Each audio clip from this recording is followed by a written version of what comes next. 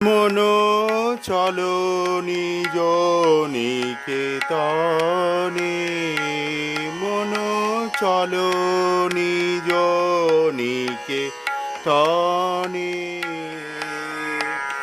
সংসার বিদেশে বিদেশীর বেশে ভ্রম কেন অকারণে,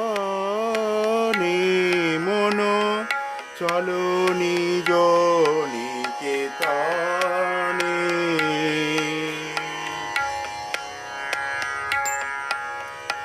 বিষয় পঞ্চক আর ভূতগণ সবই তোর পর, কেহ নয় আপন।